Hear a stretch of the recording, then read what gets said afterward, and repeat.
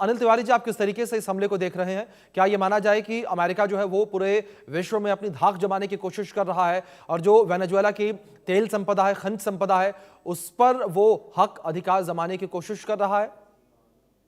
Okay, आपको नमस्कार, आपके श्रोतागणों को नमस्कार। शुरुआत में नया साल मुबारक हो। बड़ा कठिन समय है इस नए जी। साल की शुरुआत होते ही। हमने सोचा नहीं था कि इस तरह से शुरुआत होगी। खैर, अमेरिका जैसे आपको पता है कि उसको अगर एक हिंदी का शब्द बोला जाए, जी। आपका चैनल हिंदी का है, वो दादागिरी वाली बात हो जाती है। हर जगह इंटरफेयर करने की आदत होती है। नो डाउट जो वेनेजुएला है, मेक्सिको है, इन कंट्रीज से उसके कंट्री में ड्रग्स आते हैं and maximum drug consumption USA में होता है, इस कंट्रीज जो आते हैं। जी। तो इस बात का उसको प्रॉब्लम है। बट अगर देखा जाए तो मेन प्रॉब्लम जो है जी। ये जी। जो ऑल वर्ल्ड ओवर जहां भी अमेरिका का हस्तक्षेप हुआ है, आप देख लीजिए, शुरुआत ईरान देख लीजिए, मैक्सिमम ऑयल प्रोडक्शन है। रशिया ऑयल का इशू है, इराक ऑयल का इशू है, एंड वेनेजुएला भी ऑयल का इशू है। वेनेजुएला के पास दुनिया का maximum oil reserve, 18% oil reserve world का वेनेजुएला के पास है। जी। 310 और बिलियन बैरल्स उसके पास है। और जो उसकी जो जो जो लीडर है वो उसके उसके साथ नहीं है, यूएसए के साथ नहीं है। अब यूएसए चाहता है कि सारी कंट्रीज उसके साथ रहें, जो जैसा कहे वैसा करें, और वो ऐसा नहीं कर रहा था। तो ये ड्रग्स का एक तरह से ड्रग्स का प्रॉब्लम है, there is no doubt, drugs का प्रॉब्लम है यूएसए में। वेनेजुएला एक कंट्री है, लेकिन उसका एक बहाना लेके उसने वेनेजुएला पे अटैक किया है। जी। अब ड्रग का प्रॉब्लम आप हर कंट्री को अटैक नहीं करेंगे ना, कि जिससे भी कंट्री आपको ड्रग प्रोड्यूस भेज रहा है और आपके कंट्री को प्रॉब्लम हो रही ड्रग से वजह से, इसका मतलब आप हर कंट्री को अटैक कर देंगे। लेकिन यूएसए देखता है, जहां भी आप जिस कंट्री को भी देखें, जहां भी ऑयल का इशू है, वहां पे वो जरूर अटैक करेगा, जरूर बिल्कुल। उसमें इंटरफेयर करेगा। और जी। इस तरह यहाँ भी वो बहुत दिनों से कर रहा था, और हमने ये नहीं सोचा था कि इस तरह से डायरेक्ट अटैक हो जाएगा। प्रॉब्लम बिल्कुल। चल रही थी, आज उन्होंने अटैक करके ट्रम्प साहब ने दिखा दिया कि हाँ, बिल्कुल मैं अनिल जी, जिस तरीके से आपने जिक्र किया कि अमेरिका की दादागिरी जो है वो लगातार देखने को मिलती है, अमेरिका की ये आदत है, वो हर जगह इंटरफेरेंस जो है वो करता है। त्यागी साहब, मैं आपका रुख करूंगा, और जिस तरीके से त्यागी साहब यहाँ पर अमेरिका के द्वारा, ट्रंप के द्वारा एक बड़ा दावा किया जा रहा है, दावा ये कि जो वेनेजुएला के राष्ट्रपति हैं मादुरो, उनको हिरासत में ले लिया है या अपने कब्जे में ले लिया है, गिरफ्तार कर लिया, कुछ भी कह सकते हैं, लेकिन क्या आप इसे त्यागी साहब ये माना जाए कि साइकोलॉजिकल वॉरफेयर का हिस्सा है? ये साइकोलॉजिकल वॉरफेयर का हिस्सा भी है, ये पॉलिटिकल वॉरफेयर का भी, डिप्लोमेटिक, ये हर तरह की वॉरफेयर का हिस्सा है। जी। दरअसल में हालांकि हुआ तो गलत है, लेकिन अमेरिका ने एक बेहतरीन 3-4 घंटे की एक्सरसाइज में भी मदुरो को और उसकी वाइफ को पकड़ लिया, और ट्रंप ने अपने सैनिकों को उसके लिए शानदार काम के लिए धन्यवाद भी दे दिया। ये तो एक बात हुई। प्लानिंग क्या थी? प्लानिंग ये कि वेनेजुएला के अंदर जो विपक्ष की लेडी है जिसका नाम मारिया है, वो मारिया को नोबेल पीस प्राइज मिला था, जिसके लिए डोनाल्ड ट्रंप कोशिश कर रहे थे। वो मारिया ने अपने उस नोबेल पीस प्राइज को डोनाल्ड ट्रंप को समर्पित कर दिया, लिहाजा वो डोनाल्ड ट्रंप के साथ है अब, और विपक्ष की लीडर भी है। तो एम था कि उसको वेनेजुएला का प्रेसिडेंट बनाया जाए, और वेनेजुएला में जो दुनिया का सबसे ज्यादा बड़ा खजाना कच्चे तेल का है, उस कच्चे तेल के ऊपर कब्जा किया जाए, जो डोनाल्ड ट्रंप कई बार कह भी चुके हैं कि ये चाइना का नहीं और वेनेजुएला का नहीं, ये हमारा है। लेकिन ये एक्शन से दुनिया के बाकी देशों की असलियत सामने आ गई है। चाइना, जिसके इंटरेस्ट वहां पे है, जो वहां से तेल खरीदता है, और जिसका राजदूत उस समय जब ये अटैक हुआ तब वेनेजुएला में था, उसने क्या किया? और इतने दिनों से कैरेबियन सी में अमेरिका ने अपने 2 aircraft carrier, 50 warship, Chinook helicopter और अपाचे हेलीकॉप्टर ये लगा रखे थे। चाइना ने तो कुछ नहीं किया। रशिया ने अलबत्ता कुछ S-300 वगैरह एयर डिफेंस सिस्टम दिए थे। यानी कि इसके बाद में क्या हो गया कि now it is 100% unipolar world. यानी कि जिन देशों के साथ भी अमेरिका है, वो देश अब समझेंगे कि अब हमें कोई खतरा नहीं। यानी चाइना और ताइवान का जो कॉन्फ्लिक्ट है, अब मैं समझता हूं कि चाइना अगले कई साल तक ताइवान के ऊपर अटैक करने की बात को तो छोड़ दे। दूसरा, जी यूनाइटेड नेशंस के ऑर्डर की जो बार बार बात की जाती थी कि यूएन का ऑर्डर है, जी इंटरनेशनल ऑर्डर है, जी उस ऑर्डर की तो फाड़ के धज्जियां करके डस्टबिन में फेंक दिया गया है, क्योंकि उसी यूएन चार्टर के क्लॉज नंबर 2 में ये लिखा है कि कोई देश किसी दूसरे देश के लीडर के ऊपर अटैक नहीं करेगा, ना उसे बंदी बनाएगा, ना उसका अपहरण करेगा। और ये खुद अमेरिका ने कर दिया, सबके सामने है। और इसके बाद इसका एक ये होगा कि ईरान में खोमेनी, यानी कि ईरान में जो सिचुएशन है वो वेनेजुला से कहीं ज्यादा ज्यादा एक्सप्लोसिव भी है और इस समय अमेरिका के लिए फेवरेबल भी है, यानी कि अगला नंबर खोमेनी का है। और फिर तीसरी बात कि जब ये सिचुएशन डेवलप हो जाएगी कि पूरी दुनिया के अंदर ग्लोबल लीडर केवल एक ही है, अमेरिका, तो निश्चित है कि एक न्यू वर्ल्ड ऑर्डर जिसकी शुरुआत 2024 में ब्रिक्स के सम्मेलन में कजान में हो गई थी और जिसका अगला कदम पिछले साल एससीओ की मीटिंग में चाइना में ले लिया गया था। यानी कि बहुत मुमकिन है कि एक न्यू वर्ल्ड ऑर्डर की बात शुरू हो जाए टू कन्फ्रंट अमेरिका। और अगर ये होता है तो फिर ये भी लाइकली है कि तीसरा वर्ल्ड वॉर भी शुरू हो जाए। और अगर बिल्कुल आप तीसरा त्यागी वर्ल्ड साहब, वॉर ये शुरू बड़ी बात होता है, आपने कही है। तीसरे वर्ल्ड वॉर का जिक्र जिस तरीके से आपने किया, जाहिर तौर पर ये बड़ी बात आपने कही है, क्योंकि अगर कई ज्योतिषों को लेकर बात करें, उन्होंने भी इस बात का जिक्र किया था कि 2026 में ऐसे ग्रहों के संयोग बनते नजर आ रहे हैं कि वर्ल्ड वॉर हो सकती है। खैर वो अलग मुद्दा है।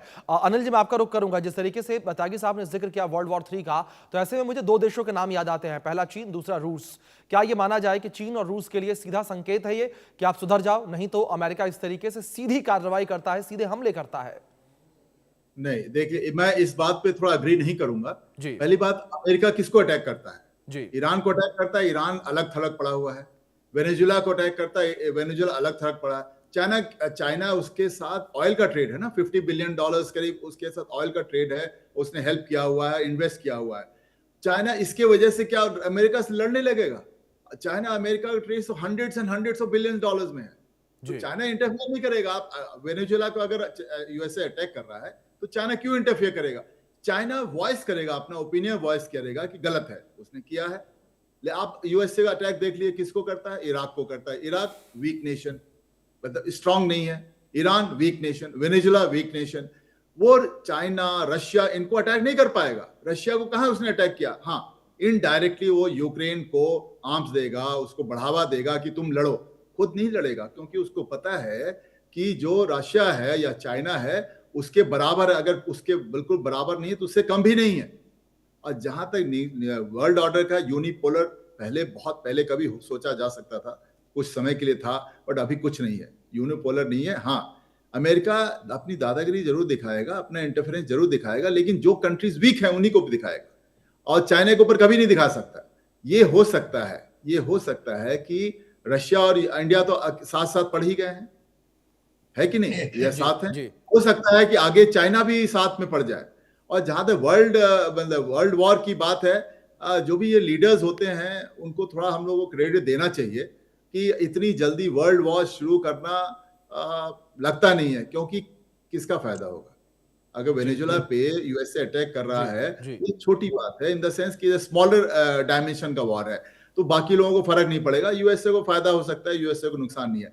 लेकिन अगर वर्ल्ड वॉर होता है, चाहे यूरोप हो, चाहे यूएसए हो, चाहे एशिया हो, सबका नुकसान होगा। कौन चाहेगा सबका नुकसान? क्या फायदा मिलेगा वर्ल्ड वॉर शुरू होने से? तो चांसेस ऑफ वर्ल्ड वॉर नहीं होंगे। इस तरह से लड़ाइयां, स्कर्मिशेस और इंटरफेरेंसेस होते रहेंगे, वो सारी वीक कंट्रीज में। अब वेनेजुला बिल्कुल वीक कंट्री है, उसका लीडर करप्ट है, उसके ढेर सारे प्रॉब्लम्स हैं, इन्फ्लेशन 1000% में हो गया है, उसकी गरीबी बढ़ गई, 70% पीपल बिलो पॉवर्टी लाइन है। वहां पे जरूर यूएसए अटैक करेगा, क्योंकि अच्छा उसके आर्म फोर्सेस कितना है? 1.25 लाख है, 1.25 लाख उसके आर्म फोर्सेस है।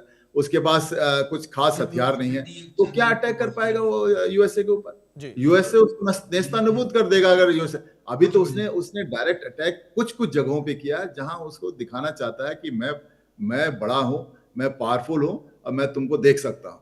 लेकिन अगर वेनेजुला उसको अटैक करने लगे, यूएसए की धरती पर अटैक करने लगे, तो फिर तो यूएसए तो उसको नेस्तनाबूद कर देगा।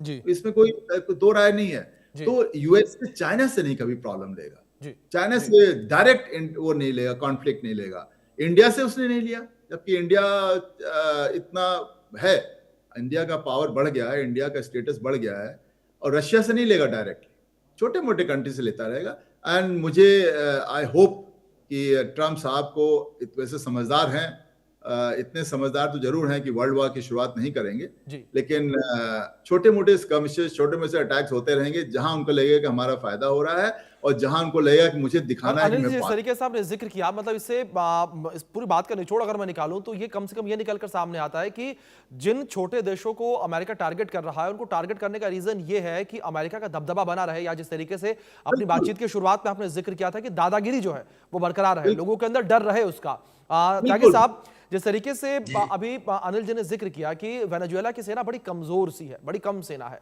ऐसे में वेनेजुएला की ताकत को मैं समझना चाहूंगा आपसे कि क्या आपको लगता है कि जिस तरीके से ये हमले हो रहे हैं वेनेजुएला के ऊपर, वेनेजुएला भी सामने से आकर अमेरिका के ऊपर अटैक कर सकता है, या वेनेजुएला जो है वो सेकंड रो में बैठकर ये हमले देखता रहेगा? और दूसरा, एक इसमें मैं एड ऑन और ये करना चाहूंगा कि जो कमजोरी है वेनेजुएला की, क्या इसे मजबूती मिल सकती है रूस या चीन जैसे देशों की तरफ से, यानी कि सहयोग किसी प्रकार का?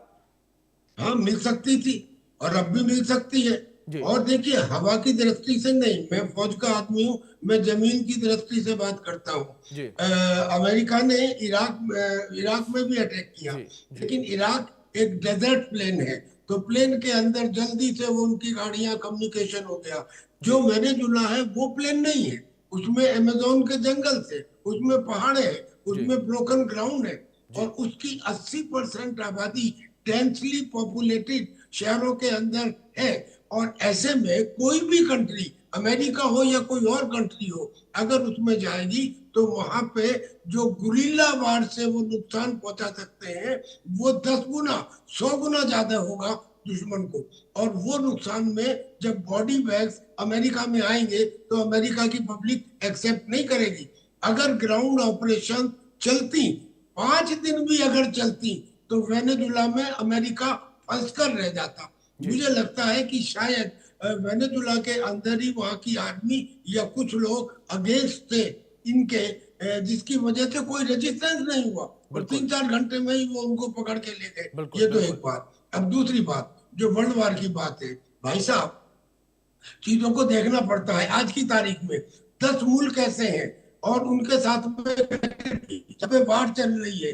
वेनेजुला का तो आप जानते ही हैं, सूडान है, इथोपिया है, एरिट्रिया है, माली है, यूक्रेन है, इजराइल है, ईरान है, म्यांमार है, अफगानिस्तान, पाकिस्तान है, और हिंदुस्तान पाकिस्तान भी शायद आने वाला हो, और कई जगह ये चीजें पनप रही हैं। ताइवान और बिल्कुल चाइना त्यागी का साहब, तो जिस मैंने तरीके जिक्र से ये नहीं हमला किया। हुआ है, ये हमला एक कहने का संदेश मतलब, देता हुआ कहने नजर का आ रहा मतलब है ये कि कि ताकत कहने जो है का वो मतलब नया ये- कानून बन गई है। त्यागी साहब, भले ही शांति की बातें की जाएं, लेकिन जिस तरीके से अमेरिका ने ये हमला कर दिया, ये अमेरिका का ये हमला साफ तौर पर बताता है कि ताकत ही एक नया कानून है। फिलहाल आप दोनों मेहमानों का बहुत शुक्रिया जुड़ने के लिए, अपना कीमती वक्त इंडिया न्यूज के साथ साझा करने के लिए। लेकिन हाँ, देखना अब ये बड़ा दिलचस्प होगा कि किस तरीके से वेनेजुएला जो है वो अमेरिका के ऊपर हमला करता है या बदला लेता है, या अगला कदम उसका क्या होता है। वक्त छोटे से ब्रेक का, बने रहे इंडिया न्यूज के साथ। अदरक की हुई कुटाई